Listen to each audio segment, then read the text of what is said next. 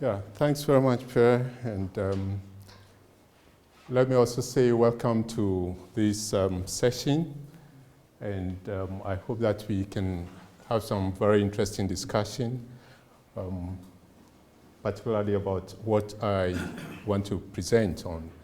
And really that's the topic, policy dynamics and institutional dysfunctions in public agricultural research and innovation, is quite a flamboyant topic for a very simple message that I thought I should communicate coming from some work that we did. And when I say we, I'm talking about my institute, the Science and Technology Policy Research Institute, and the International Food Policy Research Institute, STEPRI.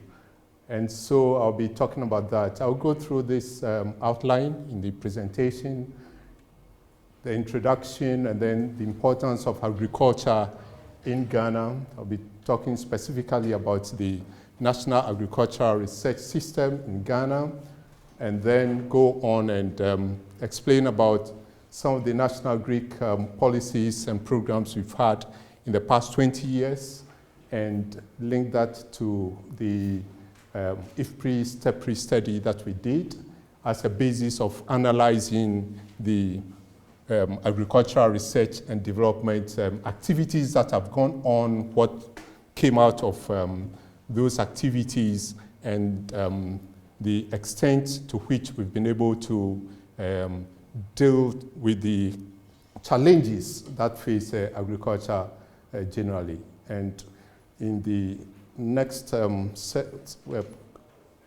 subsection, towards enhanced role of agriculture R&D, I'll be sharing with you some of my thinking in how to improve agri research, and then I'll conclude. Let's talk about Ghana first, just to put it in context. It's a West African country, and if you look at the African map there, it's right there in the corner sandwich between Togo and Cote d'Ivoire. Because Togo and Benin, the countries that are between Ghana and Nigeria, are so small, sometimes you tend to think that Ghana is just between Nigeria and Cote d'Ivoire. It has a population of just about 25 million. It's a lower middle income country. It's a democracy. And the interesting thing is that today we are having the Supreme Court to decide the fate of the president we sworn in early January this year. And it's all part of the democratic practice that the country can, being waived, that the president is still assured of his position. The petition is dismissed. But that gives you the extent to which we have come in our democratic practice. Now, let's also situate it in the conceptual context for which this conference is being organized, and that innovation really is about systems.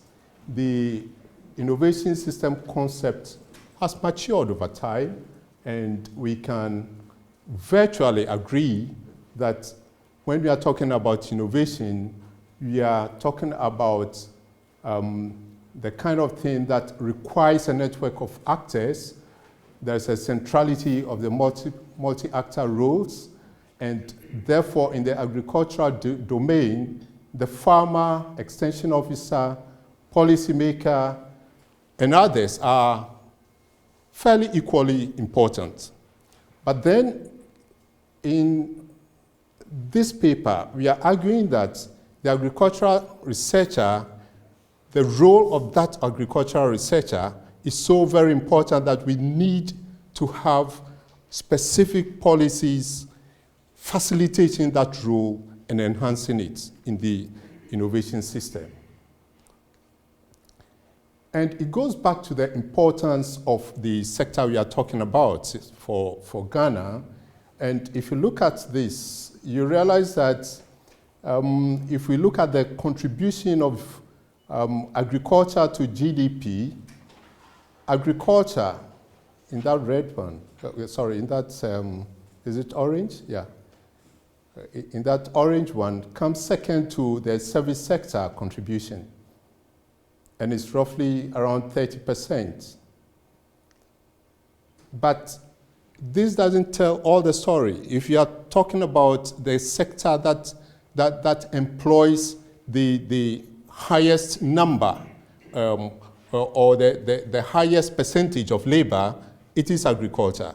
And if you are talking about the sector that gives more opportunity for creation of livelihoods and inclusive economic growth, then it is agriculture. And for that reason, whatever we can do to enhance the agricultural practices, we need to do that. Now, the sector challenges are many, but I chose to highlight this.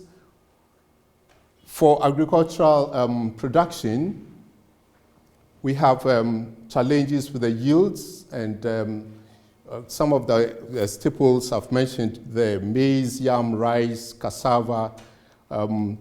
These are staples that are required for food security and food self-sufficiency. But there are challenges there. And we can also talk about challenges with the low technology inputs, rain dependency of agricultural practices. You come to Ghana, and it's surprising the extent to which it's as if technology really has not made serious impacts on agricultural practice. It is completely at the mercy of the climatic conditions. And we can say that to some extent, the NAS institutions, the research institutions, the universities, polytechnics, have made efforts to address this. But the challenges remain, and now we are having the challenge of the climate change becoming more and more pronounced in our country. Now, if you look at the agricultural policies and programs that Ghana has pursued over time, if you go back to the early 90s, late 1980s to early 90s, all the way down to the present, we have consistently had agricultural sector programs that have research focus. And 1991 to the year 2000, we have the medium-term agricultural development program that sought to achieve greater utilization of science and technology as a vehicle for achieving the objectives of this medium-term program. The same applies to the 2001-2010 agricultural accelerated agri-growth and development strategy that sought to increase access to improved technology. And even within these broad sectoral policies, there have been specific programs that targeted research and development. We have it with the NAP in the years 1991 to 2000. We had it also with what we call AXIB, and there we intended to reform and strengthen agricultural technology generation and diffusion. So to some extent, we can say that consistently, we have prioritized research and development in our policies and programs. And the prioritization also have gone along with investments in research and development. And here you can see that since the year 2000, if you analyze the kinds of research and development expenditures that the country has made, it has been on the increase. And so with all that, we can talk about some concrete achievements that have come with these efforts. And in talking about it, I would want to then link it to the STEPRI IFPRI study that we have done. For example, we've had the development of what we call the quality protein maize varieties that came up in the late 90s. And when the impact study was done, it was realized that we had about 54% diffusion across the country. In other words, talking to farmers and assessing the kinds of varieties that they have grown, you realize that on the whole, about 54% of farmers are growing these quality protein maize. Of course, it comes in various names attached to this. We can also talk about the improved varieties of cassava and all that. And in fact, the high point of it is the talk about Ghana being self-sufficient in the major staples of maize, millet, cassava, plantain, and all that. But then there are the shortcomings, and in the shortcomings, we can cite the case of rice. Rice currently has become a major staple in Ghana, and it's a major staple mainly as a result of the shifts in consumption of the population from what used to be the traditional staples, the cassava and the maize and all that, to rice. And in the year 2011, for example, we had this deficit in the availability of rice, which had to be imported to fill the gap. And then we can also talk about the shortcomings in terms of the low agro-industrialization, which is supposed to present diversified opportunities for micro and small enterprises. And of course, the gap between the supply and demand of the generated technologies. And earlier on, I was talking about the dependency of agriculture on the climatic conditions. And it's mainly because only about 1% of the arable lands in Ghana is irrigated. So what we did was to try and go into the research and development institutions, the research institutes, the universities, the agriculture-related universities, and examine the kind of technologies that they have produced over time. And when we did this study, we realized that we could categorize the technologies along this as crops, agro-processing, livestock, fisheries, and other. The other being just techniques of farming that the researchers have been able to develop. We were able to identify 109 technologies, describe them into some details, and you realize about 64.2% of all these technologies are crops related. It means improved varieties of crops that are grown in Ghana, and agro-processing technologies are only 15.6%. And then improved livestock and poultry technologies, which also includes, for example, vaccines that were developed, came up with only 13.8%. And the survey covered 13 institutions, but 90% of these belong to the Council for Scientific and Industrial Research. And in the paper we wrote for this conference, we focused directly on the CSIR. Well, if you surveyed and you had 90%, over 90% coming from the CSIR, then you'd want to zoom in on the CSR institutions and see what really is the issues that relate to research and development programs and their management. And it is also because it seems that CSR is playing the major role in agricultural research and development.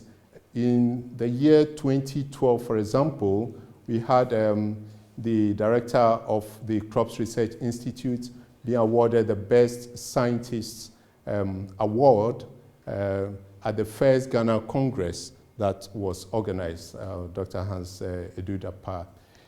For us, what we want to be asking is, to what extent has all this research and development activities been able to move beyond just the technology development? And it's an issue that came up way back in the design of some of the agricultural research programs, such as, for example, the NAP. When the National Agri Research Program was conceptualized in the early 90s, the thinking was that we needed to make the programs be able to reach the very end of technology push. In other words, it's not just a matter of developing the technology and you have your prototype and then that is it. But then we want to make sure that the users of the technology are then able to put the technology into use. And in fact, I mean, given the discussions that we've had on the subject of innovation, that is really what we want to see. We thought that one way of doing it is going back to look at the legislation for the establishment of the CSIR. And we thought that we needed to even revise the establishment legislation for this. And this was done, and we had inserted in the functions of the CSIR the point that the CSR institutions need to encourage and promote commercialization of research results. And so the question is, to what extent have we been able to do this? This was done as far back as 1996. Commercialization of research results. To what extent have we been able to do this? But before we answer that question, we also need to look at the agricultural research and development expenditures. We've made the point earlier on that agricultural research and development have been increasing over time. What is the nature of the expenditures? And this is where you see that in the 2000s, yes, indeed, there's been increases, but one of the critical drawbacks had been the lessening of these very important components of the expenditure, and that has to do with the operational budgets. We have the expenditures categorized into these three: the salaries and wages, the operational component, and then the capital investment. That has to do with the buildings and the laboratory equipment and all that. And you realize that over time, 80% of the R&D expenditures have just been on salaries and wages. In fact, more now. In the year 2007, 2008, it's over 80%. And that really raises an issue because in one sense, we can just say that you are paying researchers to just sleep in their research institutions, okay? So,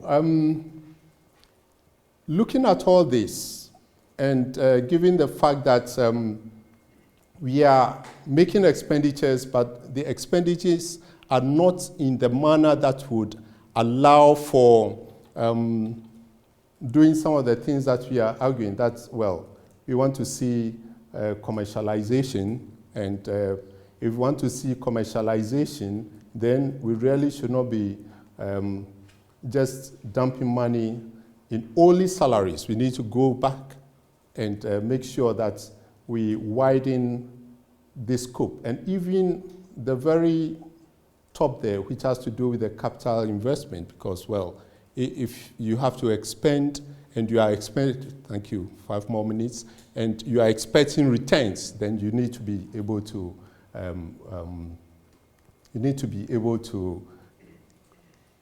to make the necessary investments that will enable the commercial returns. So we are just arguing that there's a need to do 4 basic things.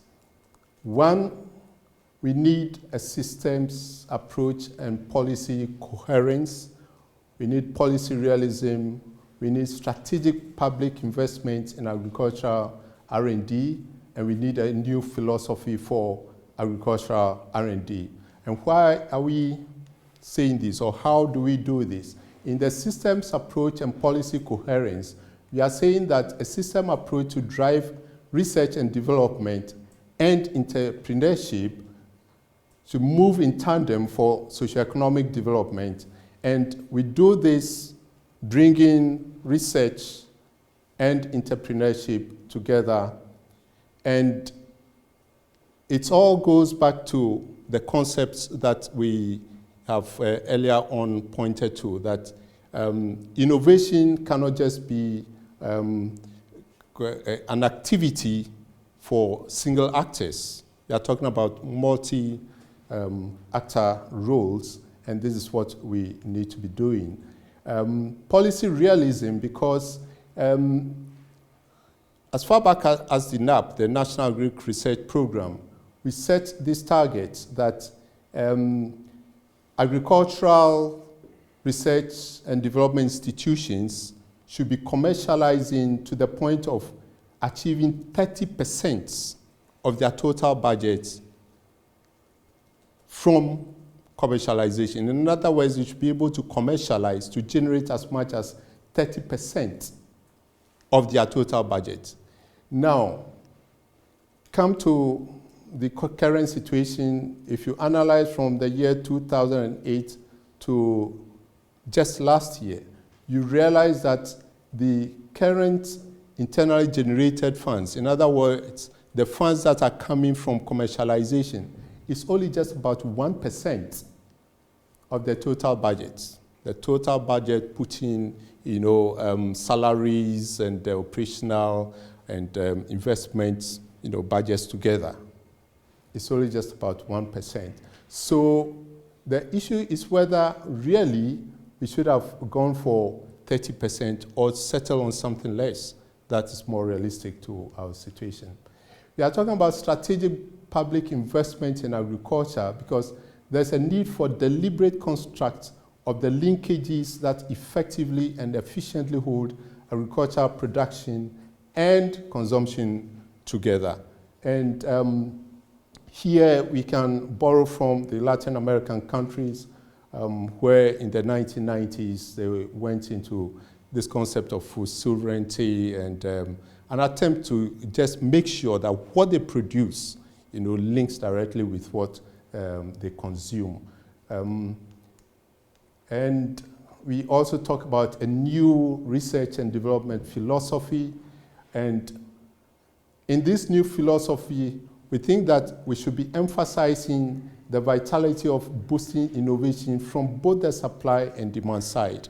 I think that up to now we have emphasized too much on the research and development and the efforts to generate technology without also emphasizing on the efforts to absorb the technologies and really put it to use.